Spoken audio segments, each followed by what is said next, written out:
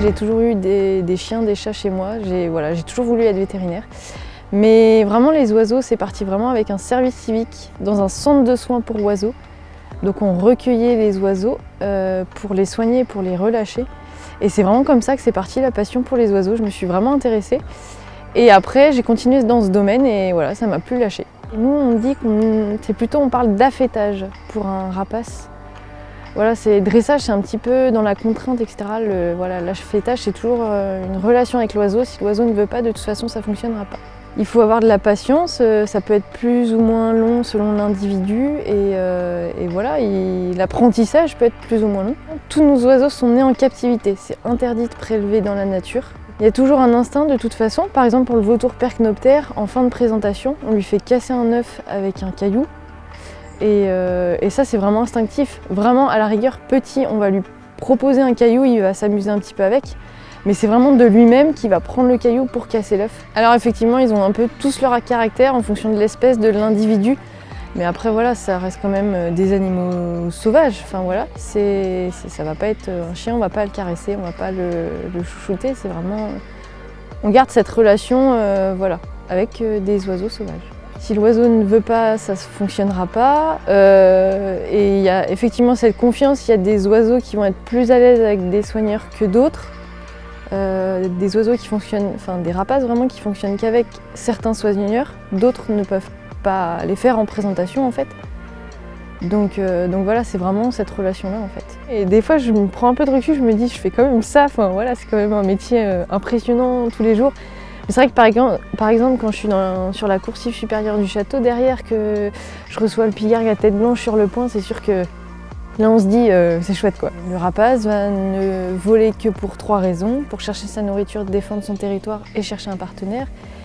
Et c'est vraiment une espèce, une famille d'oiseaux en fait, très feignant en fait, s'il n'a pas besoin de voler, il ne va pas partir en vol. On essaye vraiment de recréer ce que peut faire l'individu dans la nature. Donc notre pigargue à tête blanche par exemple va venir pêcher une récompense dans le bassin pour voir vraiment cette action de pêche. Le serpentaire, on va lui proposer un leurre, une fausse proie, comme il pourrait chasser dans la nature. On essaye vraiment de recréer vraiment le côté naturel que peut faire l'oiseau dans la nature. On est vraiment dans la pédagogie.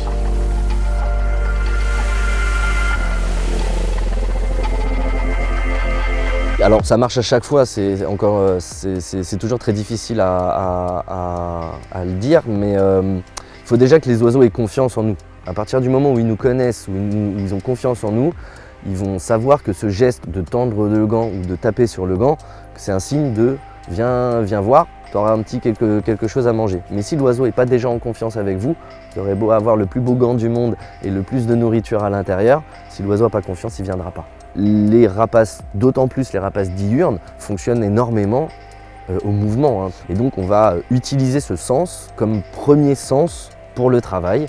Et donc effectivement les postures, les gestuels, les moments où on appelle, les façons dont on est placé vont parler à l'oiseau. Et les rapaces nocturnes qui eux ont une ouïe extraordinaire, forcément on va plus juger là-dessus, on va plus utiliser ce son pour bien focaliser l'oiseau et être sûr qu'il capte bien ce qu'on lui demande.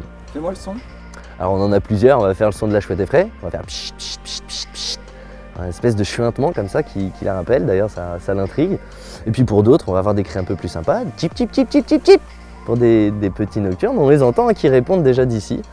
Et puis sinon, effectivement, on peut utiliser le sifflement. Alors on essaye de pas trop le faire pendant les présentations, mais c'est vrai que de temps en temps, quand on a un oiseau qui est vraiment très dissipé, qui ne regarde pas du tout vers nous, de siffler un coup, ça va tout de suite attirer son attention et ensuite la gestuelle va faire le reste. Le sentiment comme nous on l'entend, l'attachement, l'amitié, l'amour, la détestation, ce genre de choses, c'est quelque chose que les oiseaux ne connaissent pas.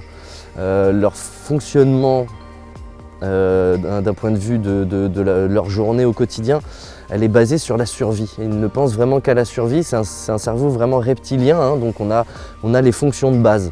Et on le voit très bien quand il y a de la reproduction dans des nids, les parents vont s'occuper de leurs jeunes jusqu'à ce qu'ils soient capables de voler. Et une fois qu'ils sont capables de voler, ils sont chassés du territoire, véritablement, manu militari. Ce sont vraiment les parents qui deviennent agressifs envers leurs petits parce que ce ne sont plus des enfants, ça devient des concurrents. On a aussi cette responsabilité-là de faire perdurer cette tradition de la fauconnerie tout en y injectant aussi un côté un peu plus moderne, un peu plus pédagogue. On a vraiment l'impression, en tout cas, de poursuivre une tradition qui se perdure depuis plus de 2000 ans. Rien que le langage qu'on utilise, il y a certains mots qui sont typiquement tirés de la fauconnerie traditionnelle qu'on utilise au quotidien, comme faire carrière par exemple. On sait que faire carrière pour nous, c'est s'élever dans son milieu professionnel. Les oiseaux, à la base, les faucons, quand ils prennent de l'altitude, ils font carrière. On comprend très bien la mouvance qui veut que les gens ne veulent plus voir d'animaux sauvages en captivité. On arrive à la comprendre parce qu'on travaille dans ce milieu-là et nous, notre but, c'est pas de garder les animaux captifs à vie, mais c'est de protéger le territoire pour que ces animaux aillent dans leur milieu naturel.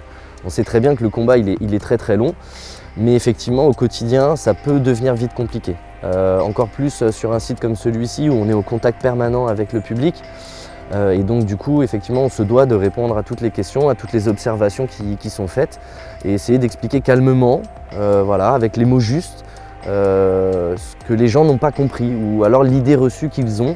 C'est bien que les gens s'intéressent au milieu sauvage, aux animaux et autres.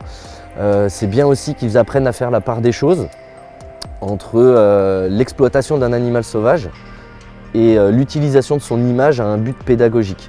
Parce que derrière, nous, notre centre de reproduction permet, dans un tout autre volet, la protection et aussi la reproduction d'espèces qui sont gravement en danger, qui sont au bord de l'extinction, il faut bien se le dire. On a envie de montrer aux gens que tous ces oiseaux ont que des bons côtés en fait. Essayer de faire oublier l'image des mauvais côtés, des aigles qui emmènent les enfants, que les vautours amènent la mort, toutes ces choses qu'on a dans notre imaginaire collectif depuis des dizaines, des centaines d'années. Voilà, nous on essaie de casser tout ça pour montrer qu'il y a un monde derrière tous ces oiseaux-là.